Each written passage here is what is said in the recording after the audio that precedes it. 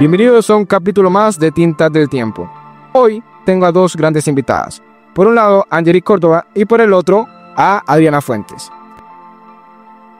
Hoy vamos a hacer un recorrido rápido para entender cómo pasamos de las noticias gritadas en la calle a los periódicos que conocemos hoy.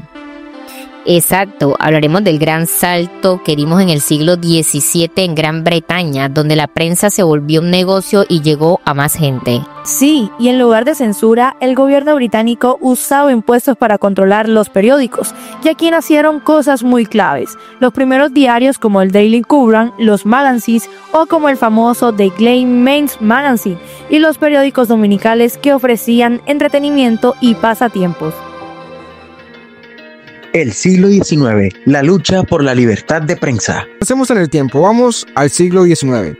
Una época de grandes cambios. El gobierno británico endureció las leyes y los impuestos sobre el papel y la publicidad eran carísimos. Esto hizo que muchos periodistas, especialmente los que apoyaban al movimiento obrero, no pudieran pagar, así que decidieron publicar periódicos sin pagar impuestos, a los que nos conoció como el movimiento de los intibrados. Es como una rebelión periodística. Su líder fue Henry Rinton, quien con su periódico The Provence Guardian se convirtió en la voz de los trabajadores. La circulación de estos periódicos ilegales fue tan grande que el gobierno se vio forzado a reducir los impuestos, marcando una victoria para la prensa popular. Nuevos modelos y la figura del corresponsal. Y hablando de victorias, el gran modelo de este siglo fue The Times de Londres. Más que un periódico, era una empresa de modelos de negocio muy claro. Su fundador, John Walters, apostó por la independencia política y la publicidad.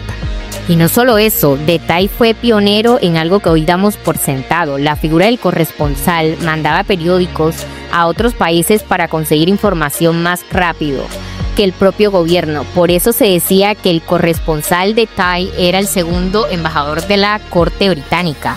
Y con esta era de cambios también se consolidó la prensa política, que defendía ideologías específicas, y florecieron las revistas ilustradas. Títulos como London News y Pons eran famosos por sus caricaturas y contenidos variados.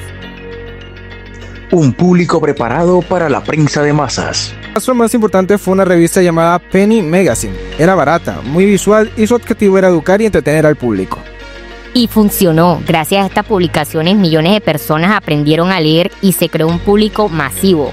Esto fue clave para preparar el terreno para la llegada de la prensa de masas en el segundo siglo XIX.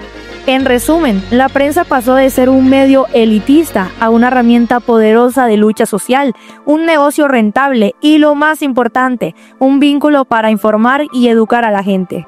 Ya tenemos una base sólida para entender cómo el periodismo se convirtió en lo que es hoy.